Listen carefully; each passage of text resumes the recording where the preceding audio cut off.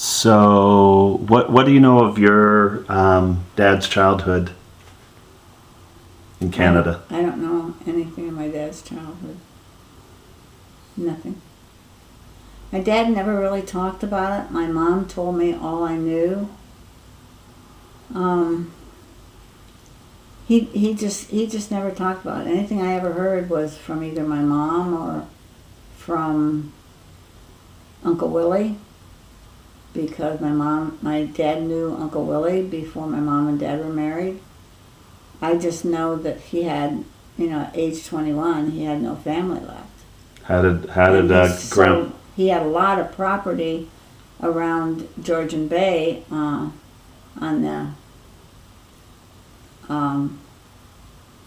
the west coast, but I guess he sold it all. We went up one time with him and Mom.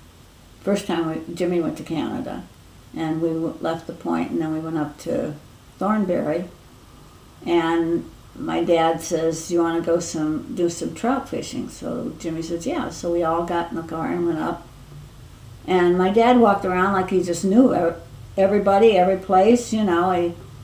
He says, "Now just wait here," and so he went over and talked to someone in the house, I guess, and when I talked to Uncle Willie later, Uncle Willie said, "Well, everybody knows your dad up here," and he says he gave practically everything away that he owned. He sold it, but got very little out of it, is what I'm saying. And he was just a good buddy to everybody, and but he felt like he, could go any place he wanted because he had been generous. So we went in and we fished in their trout stream. And, it was, we were on property fishing in the trout fishing. But, those are the things I remember that, my dad just, well, for an example, like when I was pregnant with Terry, Jimmy's mom had come over because Mom was down at Tanine's because Gary was born, let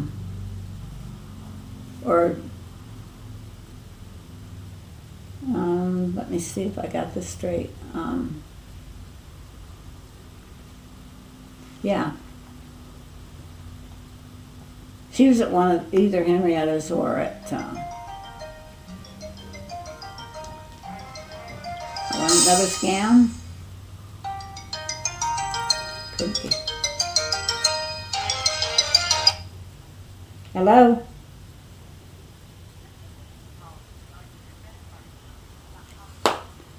Lisa calling in regards to my credit card account. So that's a hang up.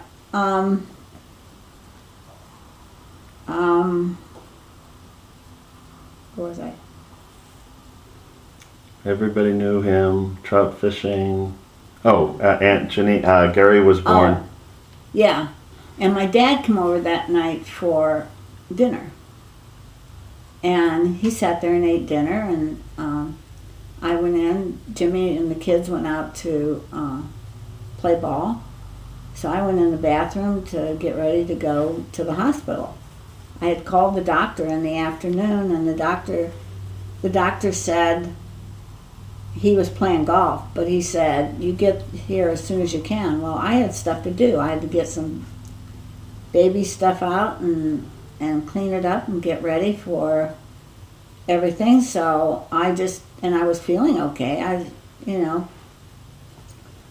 just took my time. So anyway, I go to the door and I said to Jimmy, "I think it's time to go." And he says, "Where?" And I said, "To the hospital."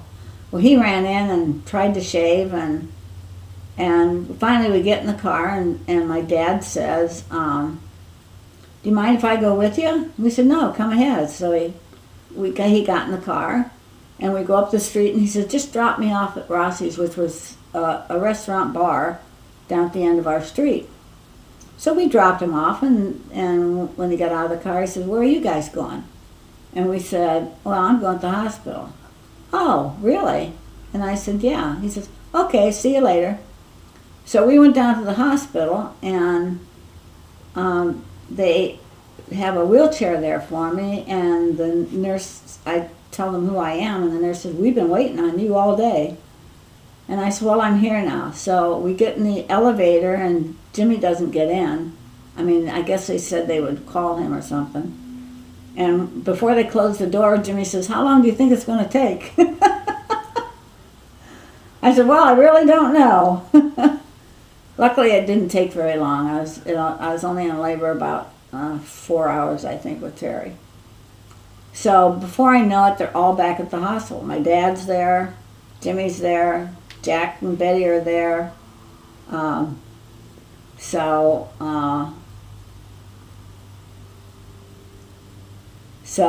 you know, but that's the way my dad was. He just kind of not with it or doesn't pay attention. A typical male, you know. I mean, they listen the way they want to listen. Sometimes they turn you off and sometimes they don't. But, you know, it was like, yeah, take me there, and where are you going? So did Grandpa have a best friend, do you think?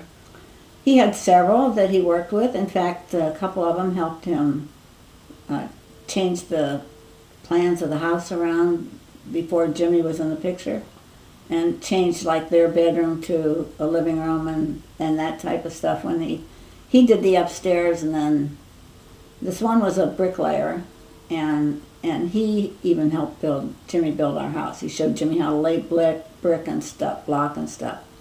So, yeah, another, if you want a story on that one, Dad had a friend that he wanted to take to Canada with us. Jimmy and two other guys were going up in the fall.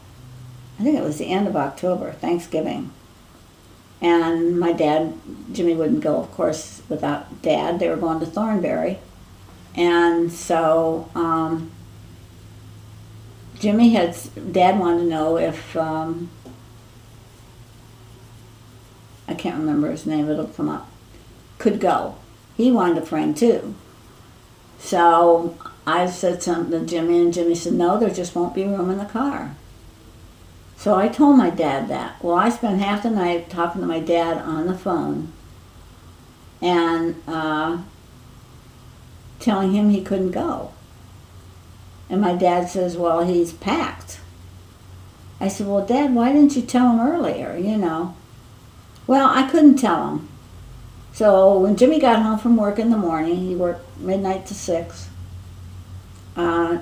Jimmy says, you know, call your dad and tell him to come over, because I was fixing breakfast for him before they left.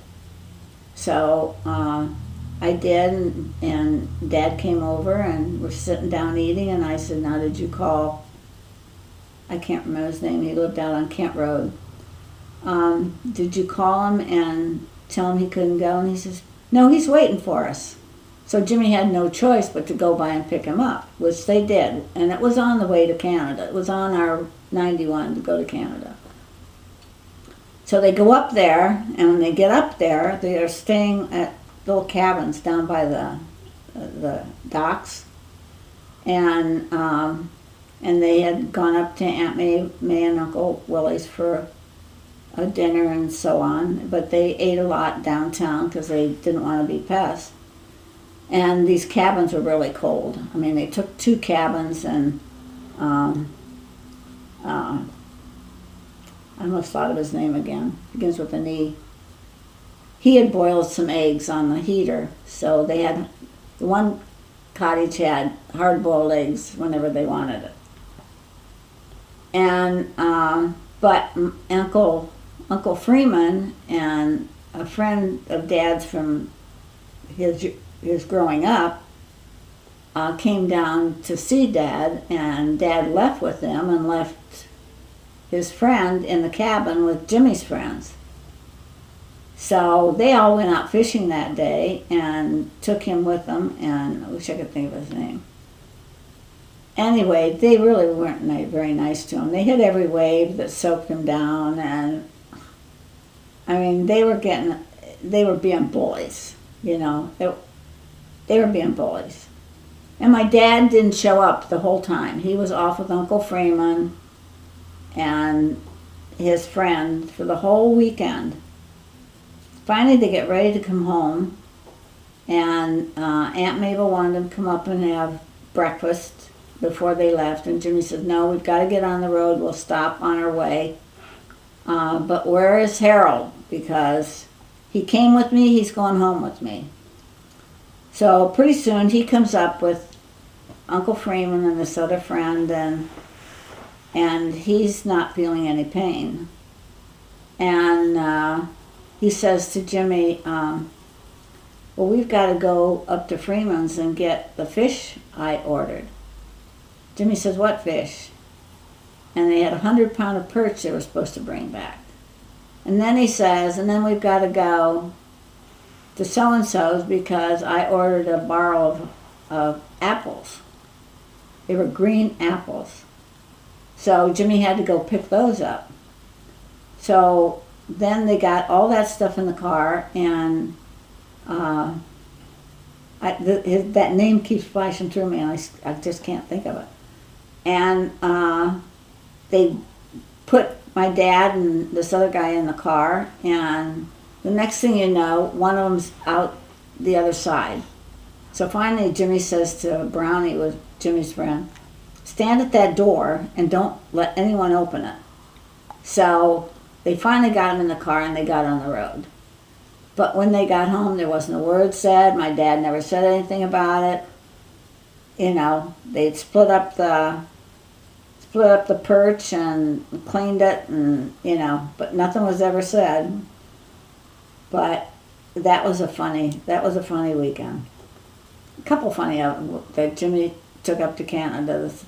Another time they had gone up to Point of Barrel, and they stayed at the cottage over by the hotel. And they went over to Double Island for supper, and then they were playing some cards. So my dad got up and excused himself and went out on the porch, and pretty soon he come back and he says to Jimmy, I need some help. I lost my teeth. Jimmy says, what? He says, I need some help. I lost my teeth. Jimmy says, you what? He says, I lost my teeth. Here he had gone out and was standing outside the porch, you know, and he dropped his teeth. So they had to go out and find his teeth.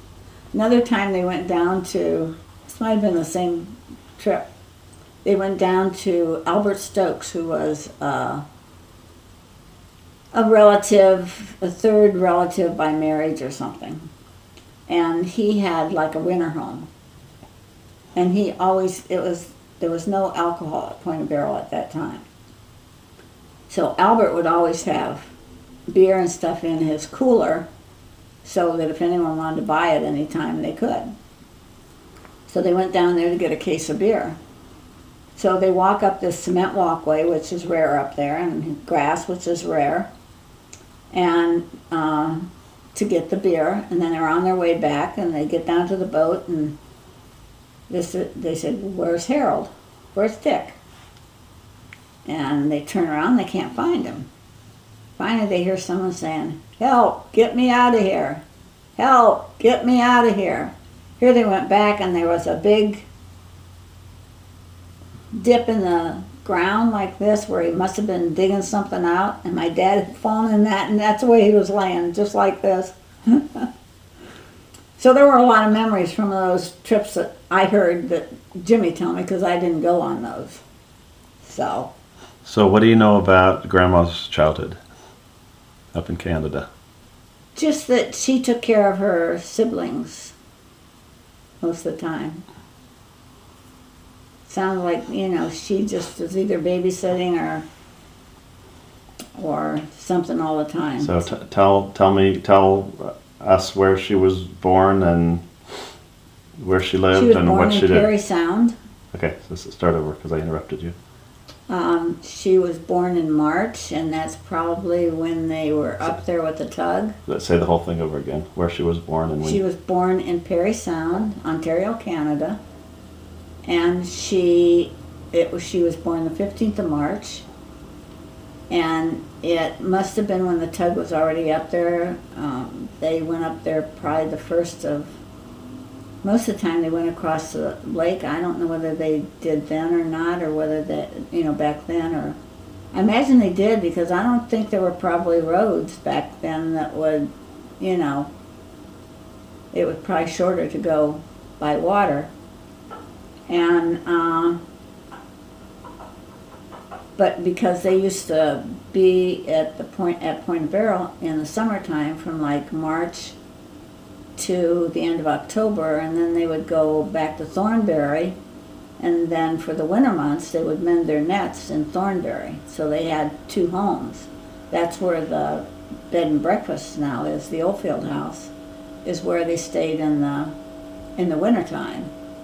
And they had big net sheds across the street that aren't there any longer, that they used to take all their nets back, and they would mend their nets in the wintertime to get them in shape for the well, I guess when they went back to Thornbury, they maybe fished some there until the weather got really bad, and then say December, January, and February is when they would mend nets. So what about school?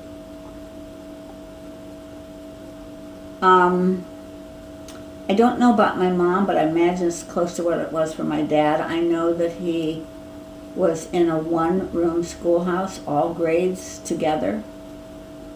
I know that his mother was a very petite lady, and the one woman I talked to about her told me that she was a very classy, pretty lady. She was always dressed really nice. You never saw her that she wasn't dressed to the hilt. And they had a little house down on the way to the water that I had been to several times. It had a lot of lattice work and stuff in it. So I'd never been inside, but I've been by it a lot. I never heard a lot about my grandfather, except that he was... Grandfather Dickinson. Yeah. He had gone back to England for the church as a representative from Thornbury. He was also a mayor, I think, of Thornbury at one time. I think he was an accountant, too. So that's the Dickinson side. What about the Oldfield side? Great Grandpa Oldfield, or your Grandpa Oldfield? My great Grandpa Oldfield and Grandma Oldfield. Well, I heard they were really good skaters, and right next to the Oldfield house is a river. I think it's called the Beaver River, and now there's a dam, but I don't think there was a dam in it then. But they used to ice skate there. They used to sweep it, and all of Thornbury would go there to ice skate. And from what I heard, Uncle or Grandpa Oldfield and Grandma Oldfield were really beautiful skaters. So, but I don't know a whole lot about their childhood. So in the photos, Grandma Oldfield, Grandma Vale Oldfield, looked really big. Yes, she was a big structure. I mean, big boned. That's why I say your mom resembled them, because compared to me and Henrietta and Janine, your mom had a bigger frame than we did. She was taller. She had bigger bones, and so she was built more like the Oldfields or the Vales, because it was Grandma Oldfield. She was a big woman. I mean, she appeared to be bigger than Grandpa Oldfield, but I don't remember any really young pictures of the two of them together, just when they were probably in their 50s. So did the Dickinsons and the Oldfields know each other? Yep. Yeah, the Dickinsons were the very high society, and the Oldfields were the troublemakers. So, but I never heard of anyone saying that they didn't approve of them marrying. Of course, his mother was deceased at the time, and his dad, so it would have been only aunts and uncles. So, is that about to go off? No. Can you turn it off for a minute? Yep.